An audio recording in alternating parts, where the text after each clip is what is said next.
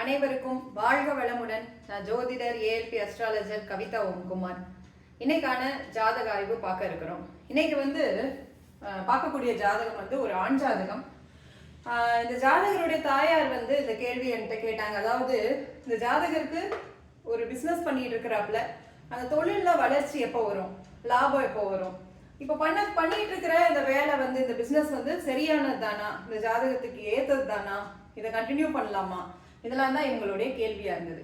இது எல்லாருடைய மைண்ட்லயும் இருக்கக்கூடிய ஒரு கொஸ்டின். இப்போ நம்ம ஒரு வேலை பார்க்குறோம், ஒரு பிஸ்னஸ் பண்றோம்னா அது நமக்கு சூட்டபிளா இருக்கா அப்படிங்கிறது நிறைய பேருக்கு ஒரு காலகட்டத்துக்கு அப்புறம் தோண ஆரம்பிக்கும். அது ஜாதகம் மூலமா நம்ம பார்த்து சொல்ல முடியுமானா கண்டிப்பா முடியும். அதுல நமக்கு எந்த துறையில நம்ம போனா கரெக்டா இருக்கும் அப்படிங்கறத நம்ம சொல்லிட முடியும். அதை சார்ந்த வீடியோ இது நிறைய பேருக்கு உபயோகமா இருக்குங்கிறதுனாலதான் இந்த வீடியோ பதிவை சேனல்ல இன்னைக்கு பதியும். சரி, மிக்க நன்றி இதை பார்த்துட்டு இருக்கிறவங்க அனைவருக்கும். இப்போ இந்த ஜாதகருடைய லக்னம் மிதுன லக்னம், லக்னாதிபதி லக்னத்தோடைய அதிபதி புதன் லக்னத்திற்கு 6ஆம் வீட்டுல இருக்கிறாங்க அப்படிங்கிற அமைப்பு இருக்கு. இப்ப லக்னாதிபதி 6ஆம் வீட்டுல இருக்கிறது அவ்வளவு சிறப்புன்னு சொல்ல முடியாது. இருந்தாலும் இந்த புதன் இந்த இடத்துல சுக்கிரனோட சேர்ந்து, அதாவது அஸ்தமனம்லாம் ஆகாத, அஸ்தங்கம் ஆகாத நல்ல நிலைப்பாட்டுல இருக்கிறாங்க. சரிங்களா? லக்னத்துல எந்த கிரகமும் இல்லை, உங்களுக்கு சனியோட பார்வை இல்லை இந்த லக்னத்தை பொறுத்த வரைக்கும். ஸோ அதனால ஜாதகருக்கு இந்த லக்னம் ஓரளவு நல்ல வலிமையா தான் இருக்கு. சுயமா சொந்தமா ஜாதகர் பொதுவாகவே இந்த மிதுன லக்னம் கன்னி லக்னக்காரர்கள் இந்த லக்னத்தை சார்ந்தவர்களுக்கு கூர்மையான அறிவு கொஞ்சம் எப்பவுமே கொஞ்சம் சிந்திக்கக்கூடிய திறன் கொஞ்சம் நல்லா இருக்கும் அவங்களுக்கு. சரிங்களா? அதே மாதிரி இவங்க இந்த பிசினஸ் சம்பந்தப்பட்ட விஷயங்களுக்கு இவங்க பாத்தீங்கன்னா இந்த ஜாதகர் பாத்தீங்கன்னா கன்னி ராசி மிதுன லக்னம். ஸோ புதன் தான் ரெண்டுமே ஆக்கிரமிப்பு, உங்களுக்கு 2 இடத்துக்கும் புதன் தான். ஸோ அதனால பொதுவாகவே இந்த ஜாதகருக்கு சுய தொழில் மாதிரியான அமைப்பு இருக்கக்கூடிய ஒரு ஜாதகம் தான் இந்த ஜாதகம். சரிங்களா?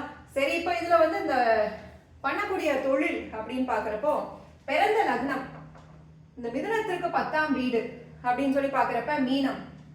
இப்போ இந்த மீன லக்னம் இது உங்களோட 10ஆம் வீடு.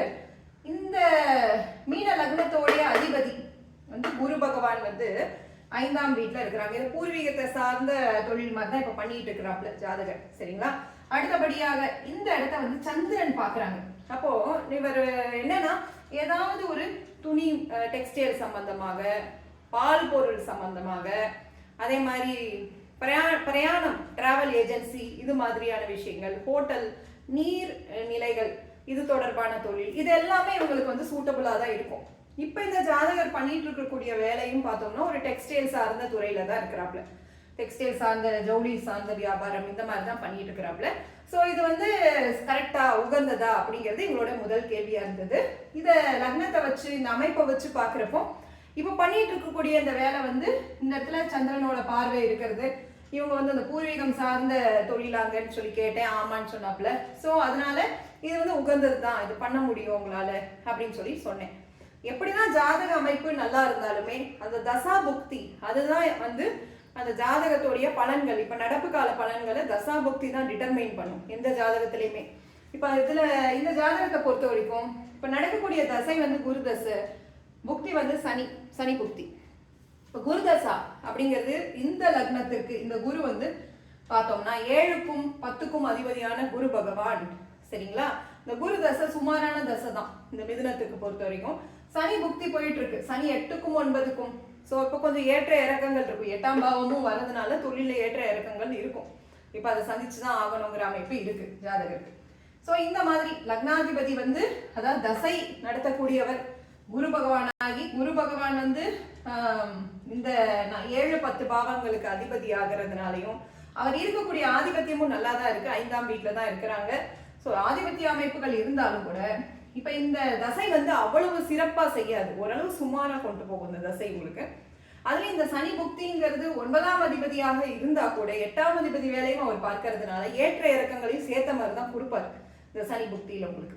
ஸோ அதனால இவருக்கு நாங்க சொன்னது என்னன்னா 2028 அந்த சமயத்துல இவருக்கு அந்த சனி புக்தி முடிஞ்சு புதன் புக்தி ஆரம்பிக்கிறப்போ இன்னும் பெட்டர்மெண்ட் இருக்கும். அது லக்னாதிபதியோட புக்தி வர்றதுனால கொஞ்சம் கடன்லாம் வாங்குவாரு தொழிலுக்காக, இருந்தாலுமே அந்த தொழில் வளம்ங்கிற விஷயங்கள் அந்த சமயத்துல இம்ப்ரூவ்மெண்ட் வரும் அப்படிங்கிறது சொன்னேன். இது வந்து நம்மளுடைய பிறப்பு ஜாதக அடிப்படையில இவருக்கு சொன்ன பலன். இதே அமைப்பு வந்து நம்ம ஏஎல்பியில பார்க்க இருக்கிறோம். சரிங்களா? சரி, இப்ப நம்ம சேனல்ல பார்த்தோம்னா இந்த ரெண்டு அடிப்படையிலுமே நம்ம பலன் பார்த்துட்டே வரும். பாரம்பரியமா எப்படி இருக்குன்றத பார்த்துட்டு ஏஎல்பி அடிப்படையில பார்க்குறப்போ இப்ப இவருக்கு போயிட்டு இருக்கிற ஏஎல்பி கன்னியில போயிட்டு இருக்கு. கன்னி லக்னத்துக்கான அதிபதி புதன் பகவான் எங்க இருக்கிறாரு அப்படின்னு சொல்லி பார்த்தா ஏஎல்பிக்கு 3ஆம் வீட்டுல இருக்கிறாரு. அப்ப இந்த 10 வருஷம் இந்த ஏஎல்பி இங்க போற வரைக்கும் இந்த ஜாதகர் முயற்சி எடுப்பாரு. அதே மாதிரி சிறு சிறு பயணங்கள் மேற்கொள்ளுவாரு. இந்த மாதிரி அமைப்பெல்லாம் அந்த 3ஆம் பாவ சம்பந்தப்பட்ட விஷயங்கள்லாம் ரொம்ப அதிகமா ஈடுபடுவார். அதுல போயிட்டு இருக்கிற நட்சத்திர புள்ளி ஏஎல்பிக்கு போயிட்டு இருக்கிற நட்சத்திர புள்ளி ஹஸ்தம் 1ஆம் பாதம் போயிட்டு இருக்கு. அப்போ வந்து அந்த சந்திரன் எங்க இருக்கிறாரு அப்படின்னு சொல்லி பார்த்தோம்னா ஏஎல்பிலே இருக்கிறாரு. ஜாதகர் வந்து தன்னை பத்தி எப்ப சிந்திப்பாரு, தன்னுடைய முன்னேற்றங்களை பத்தி சிந்திப்பாரு, எப்படி தொழில் வளத்தை பெருக்கிறது, எப்படி ஆதாயம் பெருக்கிறது, இந்த மாதிரிலாம் தன்னுடைய சுய முன்னேற்றத்தை பத்தின சிந்தனை தான் இப்ப அதிகமா இருக்கும். ஏஎல்பி வச்சு நம்ம அது துல்லியமா சொல்லிடலாம். ஸோ அப்படிதான் யோசிக்கிறாப்புல. சரிங்களா? அதுலயுமே இப்ப இந்த ஏஎல்பிக்கு 10ஆம் வீடு அப்படின்னு பாக்குறப்ப இந்த மிதுனம் வரும். ஏஎல்பிக்கு 10ஆம் வீடு, ஏஎல்பிக்கு 10ஆம் வீடு மிதுனம். ஸோ இப்ப இந்த 10ஆம் வீட்டுக்கான அதிபதி புதன் அவர் எங்க இருக்கிறாரு? ஏஎல்பிக்கு 3ஆம் வீட்டுல இருக்கிறாங்க. அப்போ அந்த 3ங்கிறது சுக்கிரனோட சேர்ந்துதான் அந்த புதன் இருக்கிறாரு. சரிங்களா? அப்போ 2ஆம் அதிபதி தொடர்பும் 3ஆம் வீட்டுல இருக்கக்கூடிய புதனுக்கு கிடைக்குது. ஸோ அதனால கொஞ்சம் வந்து லாபங்களும் இருக்கும். ஆனா இப்போ வந்து பிரசண்டா பார்த்தோம்னா இது வந்து ஏஎல்பிக்கு 3ஆ இருந்தாலுமே இந்த 10ஆம் வீட்டுக்கு பாக்குறப்போ உங்களுக்கு வந்து 4, 5, 6 அப்படிங்கிற அமைப்பு வருது. 3, 6ங்கிற அமைப்பு வருது. சரிங்களா? 10ஆம் பாவகத்துக்கு 6ஆம் வீட்டுல இருக்கிறாங்க. ஸோ இப்போ கொஞ்சம் கடன் இந்த மாதிரியான விஷயங்கள்லாம் இப்ப கொஞ்சம் ஸ்டார்ட் ஆகும். தொழிலுக்காக கடன் வாங்குறது இந்த அமைப்பெல்லாம் இருக்கும். இருந்தாலும் இந்த நடப்பு தசாபுக்தியை வச்சு பாக்குறப்போ உங்களுக்கு வந்து கண்டிப்பா அந்த ஜாதகருக்கு வந்து கண்டிப்பா இந்த 2007 படியும் பாக்குறப்போ 2028 அந்த சமயம் வரப்போ இவங்களுக்கு வந்து இன்னுமே இப்ப இருக்கிறத விட இன்னுமே பெட்டர்மெண்டா இருக்கிற மாதிரியான அமைப்பு வருது. சரிங்களா? அதுதான் அவங்களுக்கு சொல்லப்பட்டது. இந்த 2 முறையிலையும் செக் பண்ணி இவங்களுக்கு வந்து இப்போ பிரசண்டா பெரிய அளவு அகலக்கால்லாம் வைக்க வேண்டாம். அடுத்தபடியா வரக்கூடிய புதன் புக்தியில நீங்க இன்னும் கொஞ்சம் ஃபர்தரா வேற ஏதாவது தொழில் துறையில, அதாவது என்னென்ன தொழில ஈடுபட வைக்கலாம் அப்படின்னு சொல்லி கேட்டாப்புல பால் சம்பந்தப்பட்ட துறை, அதே மாதிரி இவங்களுக்கு வந்து நீர்நிலைகள், சந்திரன் இருக்கிறனால ஹோட்டல் சம்பந்தப்பட்ட விஷயங்கள், இப்ப பாக்குற டெக்ஸ்டைலே எக்ஸ்டெண்ட் பண்றது, இது எல்லாமே 2028க்கு அப்புறம் பண்ணுங்க. இப்போ வந்து போயிட்டு இருக்கிறத அப்படியே மெயின்டைன் ஆகிட்டே இருக்கும். அதை அப்படியே மெயின்டைன் பண்ற அளவு கொண்டு போங்க அப்படிங்கிற மாதிரி தான் சொல்லப்பட்டது உங்களுக்கு.